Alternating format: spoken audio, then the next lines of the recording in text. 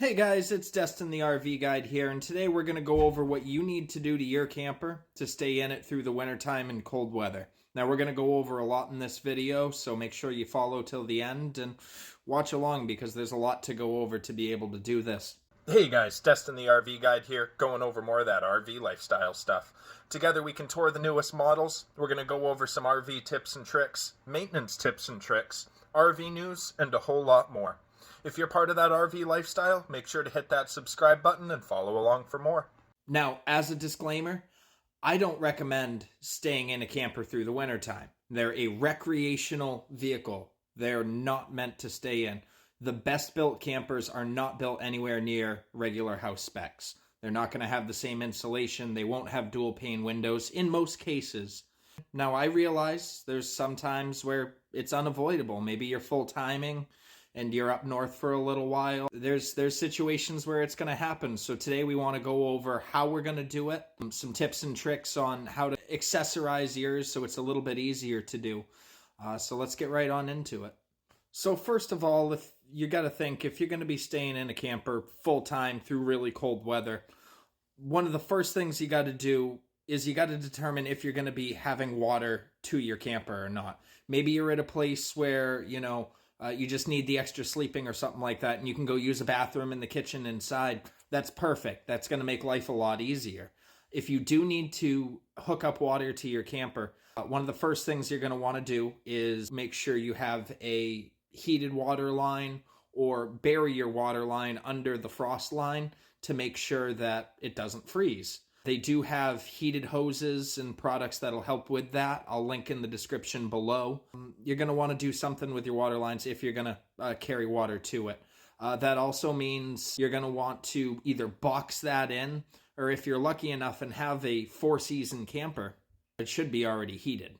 Now, if it's not heated, one thing that you could do is maybe build in a box around where that hose comes up out of the ground if it's buried.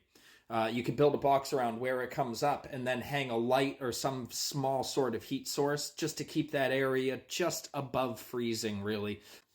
Now, another important factor while you're staying through the wintertime is going to be finding some sort of insulation for the underneath of your camper. Whether that be hay bales, block foam insulation, the blue insulation, that works really, really well. You're going to want something underneath there, some sort of skirting to stop that wind from coming up underneath your trailer. In a perfect world, you could use some vinyl siding. I have some on my house, just that white vinyl siding with some insulation behind it. That would be perfect. But if you're in a pinch, you could just use a hay bale and really anything. Use bags of leaves if you need to. Anything as a wind barrier to stop that cold air from getting underneath you. Generally, your tanks are right underneath your camper too. So if you do have any sort of exposed tanks, ideally you wouldn't. But if you do, that'll help out with keeping everything all tightened up. Now, another thing you're going to have to consider, the insulation in these walls, they're really not up to house standards, I guess is the nicest way to put it. Generally, you're going to see R7 to R15 insulation values in the sidewall of a camper, which means it might get a little drafty in really cold weather. Generally, most of your campers are going to be equipped with some sort of robust heating system, like a propane heater in the floor. Most of them should have that, unless you're getting a really entry-level piece where it's going to be like an electric space heater only.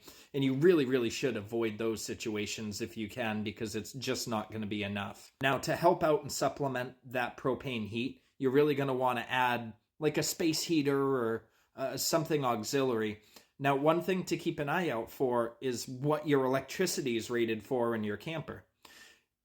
Say you have a 30 amp camper and you plug in a couple of space heaters and all of a sudden you turn on your microwave to make something for dinner, you're going to blow your breaker. Generally, space heaters run around 13 amps a piece. So keep that in mind and kind of keep your load in mind when you're adding auxiliary sources of heat, which I do recommend for winter camping. Another thing I would really recommend doing is battening up all the vents that you have. If you have any roof vents that are open, some sort of insulation, either stick a pillow in there or something like that to cover that up, as well as the windows. I know they let in the natural light, but it's going to be your biggest or one of your biggest losses of heat. due to them usually being single pane windows, and unless you specifically buy a dual pane option through a manufacturer, usually they're not going to do it standard unless it's like a Lance, or there's a few off brands that do a true 4-season camper, but they are few and far between, and I'll go over a few of them, some of my recommendations, and at the end of this video here. Now, keeping up with propane is going to be a really important factor too. In a perfect situation, you're not moving around a whole lot in the wintertime, if at all. Call up the local companies, the delivery companies for natural gas, and see if you can't get a 100 or 200 pound propane tank put in, a full size one, like a residential one, just so you can fill up and not have to worry about it. Because if you're switching out 20-pound tanks, it's going to be a constant battle through the winter. So to summarize, my top 5 tips are: number 1, bury your water lines, or don't use your water lines at all. Worst case scenario, use some sort of heated hose. Number 2, and this one's important, skirt the underneath of your camper with something, whether it be bags of leaves or hay bales, or you can get fancy and get some vinyl siding with some block foam insulation behind it. That's a really important step. Number 3, make sure you're prepared with an extra source of auxiliary heat, whether that be a space heater, or some people getting a heat pump put in, but also keep track of your electricity usage while you're doing that. Number 4, be prepared for the propane usage, and if you can, call up some of the delivery companies and see if you can't get a bigger tank installed at your site or wherever you're going to be located. And number 5, go with a brand that's made for this specifically if you can. Off the top of my head, I can think of Lance is the first one that comes to mind. They build awesome trailers that are really meant for this sort of application. The downfall being they don't make huge or larger trailers. They're fairly compact.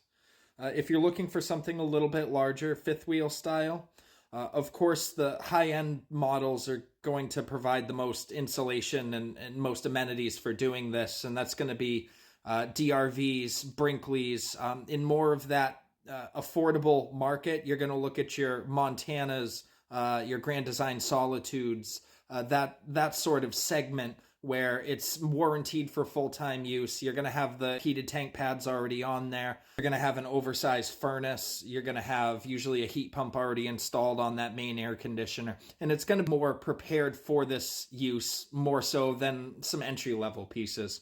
Look, guys, if this helped you out, make sure to subscribe for more content like this and follow along for more. Thanks for watching.